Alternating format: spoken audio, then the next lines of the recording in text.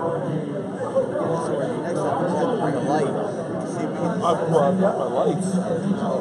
Well, I think actually if I move it over in front of us, let's see. Got it. Oh my God! Oh my God! Look. Okay, I don't want to leave it like. Can you do me a favor? Can you?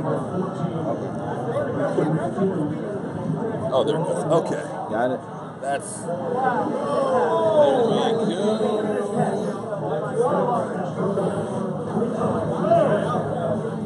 Let's see. Yeah, we need a little more light, man. Hey, just checking, just doing a little test here, guys. We're actually at Lucky's. We had to make some changes and work on the fly. We're here at Lucky's in Kingstown, Virginia. Yes, sir. Okay. Yes, sir. I got my man John J here. It's John J, right? Oh, John G. John G. Yeah. John J. G. John J was Rambo. Just call me DMV. John J was in Rambo. If you ever watched the first one. Question for you guys: how is the sound? Are we okay? We actually have our shotgun mic, which is kind of shooting between the two of us. John, please say something. Say hello to everybody. And let What's me know going on, everybody? How you doing, Cowboys Nation? Hopefully we get this W today. Hopefully you guys are enjoying what you're seeing right now. Man, I appreciate it. What's the chaos? The filthy? Yes, sir. And you know, it surprises me that I have Eagle fans and Redskin fans and Giant fans that watch me, man. I appreciate it. I'll be honest, there's only two Eagle channels that I'll actually watch. EDP and Philly 500. Philly 500 is funniest to me. Him and I did a show and stuff together. And of course, I'm happy to have one of my partners in crime, John, here. Haven't done enough with you, John. Where you been, man? Man, as you guys know, or some guys who do follow my channel, I've been coaching football, so during football season it's really hectic with watching film and, you know, going to practice every day. So as much as free time as I've had, I've been, you know, trying to catch up with the guys. Yeah, we're good. Did you want to order something from our lovely waitress here? Yeah, I'm going to get some chicken wings closer to the Cowboys game right now. Still working on getting set up. And I'm going to get another refill here. All right, just let me know whenever you're ready. Okay. Yeah, the Redskins are up, and unfortunately the Redskins are winning here. What's interesting here is it's actually been really kind of cool because we actually have a former Washington Redskin that works here, Marcus Patton. And when I looked at him, I was like, I know who you are. Because we ended up doing a United Way thing years ago with him, I think back in about 2000 or so. But he looked like he still play right now. Yeah, he looked like he was ready to go right now. Yeah, we had a great conversation. So I got to tell you, the fact that I am seeing the picture that I'm seeing right now, what do you think, man? Yeah, it looks pretty good, man. I mean, it looks really, really good. And hopefully it sounds good as it looks on the screen.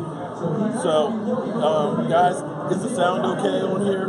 Are we okay? Or do I need to turn this up a little bit more? I can turn it up just a little.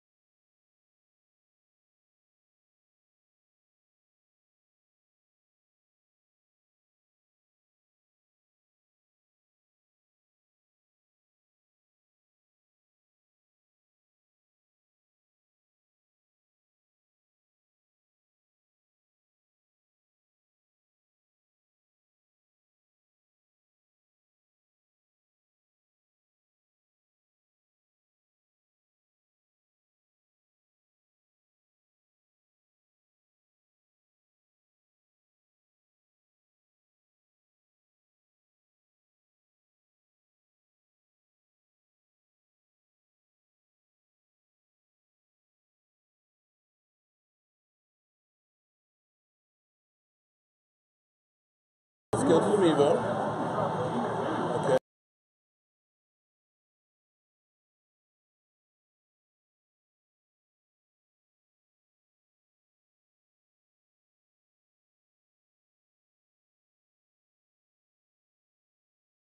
I don't know what happened. He said somebody said it's on now. No, it was on because I put it on the Mevos.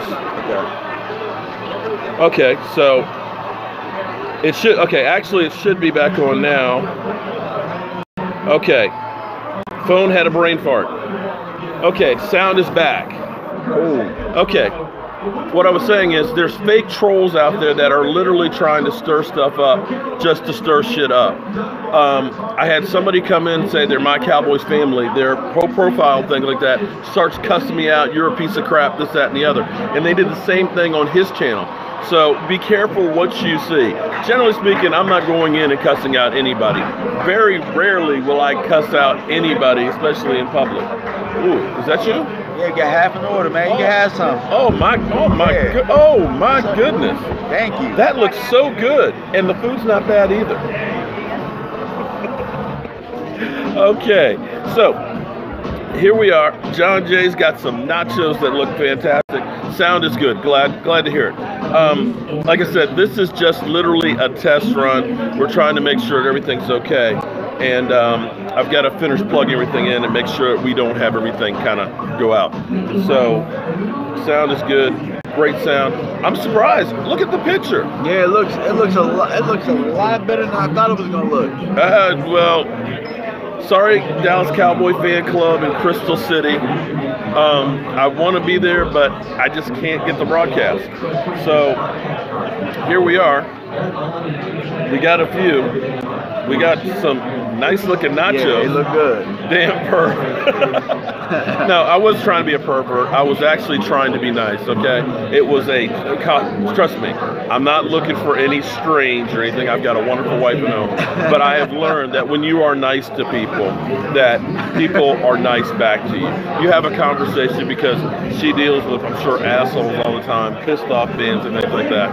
I will usually try and do something good. And maybe that was that creepy? I honestly didn't notice it, so maybe I'm a creep too. Oh, okay. All right, well, I'm going to try. Amari Cooper. The Raiders are interested in trading Amari Cooper. Okay. Are you interested? I am, because you know what? The one thing that I do know about Amari Cooper is that Amari Cooper can run routes. The one thing he does struggle with that a lot of our Cowboy receivers have been struggling with as of late is catching the football. But I know that I do know that Amari Cooper is going to get open. Okay. But the only thing is, it doesn't matter who we bring in. Are we going to call the right plays and make guys as effective as they can be? And are we going to put guys in the right spots to make plays? So it doesn't matter who we trade for. Can we trade for a coach? Oh, now you're asking for a lot. But see, some people seem to think that as long as we get another quarterback, we're good. Nah. That's honestly the mentality of a lot of people. If we just get a quarterback, all of our problems will be solved. And I'm not saying that our quarterback is the problem, because I'm sorry, I look at Dak. When Dak sets his feet and his mechanics are sound, he's good. Yes. But more times than not, you're seeing him throwing without his feet even being on the ground. Well, as I told you before, which I blame mostly the coaching staff for this, just imagine taking a kid that's been a basketball player his whole life, has been playing right-handed. Right. And all of a sudden, like, yeah, he's not going to be as good with his left hand as he is his right. Imagine you making that player play left-handed all of a sudden. Yeah. That's what the Cowboys do. We don't play to Dak's strength at all. We do what they want, and that's why it looks the way it does. At some point, when you're a coach, a team should be a living, breathing element to where you should be adjusting as your personnel is. And we don't seem to do that. We seem to, this is by the book, this is what we're going to do. Right. And you know, that's the biggest problem I have with the Cowboys is when Jason Garrett always talks about the way we do things here. Exactly. And it's kind of like, what have your things done as far as winning goes? I'm sorry, I have not seen it yet that you've done anything. A couple of points that I kind of brought up too is I look back and I say, okay, what is your coaching tree? You mean as guys moving on? No, I mean, where did you learn? Where did you get your education that makes you qualified to be the coach of the Dallas Cowboys.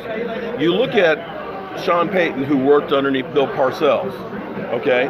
Tutelage of a guy who's experienced. And when you look at a Bill Parcells coaching tree, that tree's got a lot of branches. Not all of them are great, but when you look at a Bill Belichick and you look at a Sean Payton that came from that tree, you say, okay, I get it. Jason Garrett was quarterback coach under Nick Saban for a year and a half. Because remember, Nick Saban kind of said, the hell with the NFL. I'm going back to college. This shit ain't working. So what gives you, with a year and a half experience as quarterback coach of the Miami Dolphins, now you're the offensive coordinator for 2 years and then the head coach. What makes you believe that you have the knowledge to be the coach? I mean, you can always make the argument that what is Sean McVay's coaching tree? Either you have it or you don't, in my opinion. Like, either you can get guys to do certain things, or either you can draw schematics and get guys in great positions or not. Coaching trees matter to a certain extent, but sometimes you can find guys that are really good at what they do. And I just feel like Jason has just been a middle of the road type guy his whole time. Doesn't matter what his coaching tree would be. Because look at Eric Mangini. He was part of that. He was under that part of that Belichick tree too. And now all of a sudden he's on ESPN. Here's my analogy with Jason Garrett. You know how on your job, it hit me today. This is Jason Garrett. You know at your job, you have some people that are superstars. They're always working and coming up with the next big idea. They're the ones that get advances and everything else, catch the boss's eye. Maybe they're ass kissers in some people's minds. Then you have some people that do just enough. They're not going to do a poor enough job that they get fired, but they're not going to try anything to get out of their comfort zone. They do just enough to hold on to that job. And that's Jason Garrett. When you had a defining moment like you did last week, 4th down, a yard and a half in that territory, that is the type of play that can make a team come together to me. That is taking and saying, I got some balls, but really it didn't take that much balls because you're in overtime, there's 5.5 minutes left in the game, your defense has been playing well, you've got the best back in football. If you come up with a creative play, maybe you fake the dive and carry Dak on the outside or something. It could have been that moment, but instead, I'm just going to do the safe thing. I'm not going to take that risk. I'm going to punt. To me, that's Jason Garrett in a nutshell. He's not a risk-taking guy. He's going to do just enough, the bare minimum, to hold on to that job. And with that being said, Jason Garrett is a survivor. And I believe the Cowboys will do just enough, maybe win the division at 8-8 or something like that and make it to the playoffs, or maybe go 9-7, and he stays. That's my biggest fear. I agree. And guess what? Your team follows, as a coach, they follow what you do.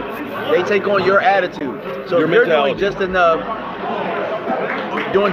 to keep your job, guess what your players are going to do? Just enough to keep their job. Burning beer. My favorite barbecue sauce is actually, I make my own. I know you're going to be like, oh, come on, dude. But yeah, I make my own. And it's not that hard to make barbecue sauce because the basic ingredients for barbecue sauce is lots of Worcestershire sauce. I like to use Dijon mustard, lots of brown sugar, ketchup. I'll use some hot sauce to go in there. And from that point, I'll use a little chipotle chili pepper and a little hot pepper in it too. So that way you get that flavor. So you can make your own, but I'm trying to remember, the brand that I buy from BJ's from time to time, it's really good, and I can't remember the name of it. What's up, Coach? Matt, look, I love this. Matt, every time I watch Vosh do a breakdown, and he shows that it's not Jason Garrett's fault, he takes a shot. He feels like taking shots at me. What's happening? How you doing, man? Good. We're doing, well, I'll let you know about 7 o'clock. Oh, no, come on through, man. Say hello to the crowd. Cowboy fan, too. Hey, all Cowboy fans are welcome. I'm Mark Holmes. Chris McPhail. Nice to meet you. Friend of John, of course. I know you're a friend of he used to coach on the staff. I used to coach, that I coach on now, Oh, okay. Cool beans, man. What are our Cowboys going to do today? We get the victory today. There's no doubt, man. Zeke gonna run that ball, and that's all we got to do, keep feeding. Well, that's the weak spot on that Jacksonville defense. They're giving up 4 yards, 4 yards of carry, and about 101 yards. But the only back that they've really faced is actually Barkley the first week of the season. Okay. So we can get Zeke Elliott running. You might have some traction there. They're gonna be Zeke's thing. They're gonna keep feeding him. Yeah, we need to. Yeah. Take the pressure off Dak, man. There you go. Yes, sir. Struggling a little bit. And, A little bit. he's struggling. Steelers just got a score.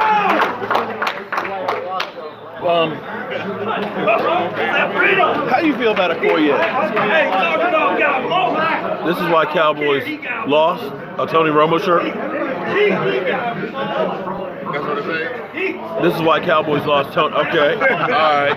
We got a Texan fan over here giving us a heart. It's a hangover from last week. Man, get out of here. How do you feel about Okoye? I get more people that will take Okoye stuff and will use it like gasoline on a fire, man. Because see, like my man Matt over here said that he wants to take a shot at me every time he watches Okoye, and Okoye says that it's not Jason Garrett's fault. I think Okoye kind of plays into that whole other side there. He's my boy, and I love him. But people will take that and figure it's the gospel. I get it from the aspect of what Bosch and what Okoye is saying. Like at some point, players do have to execute. Yeah. But what are we executing? What is the plan in place that we are executing? Does that plan that we're executing put us in the best position to win games? At some point, what, 10 years? Yeah. 10 years, at some point, what are we going to look at it and say, you know what? This has been much of the same. Right. Yeah, look, Joe Boo needs a refill. Okay, so we'll get Joe Boo on up here. We are actually set up here. I tell you what, guys, I'm actually, because this is just a test stream, we're just kind of setting up. I want to finish plugging up everything and make sure everything's good to go. I'm going to on some of his nachos, and we'll come back and we'll have some more discussions at halftime of the early games. I'm Mark Holmes with John, and be sure to check out our live stream starting about 4 o'clock through the game. I'm Mark Holmes. DMV. And I'll see you in a few minutes.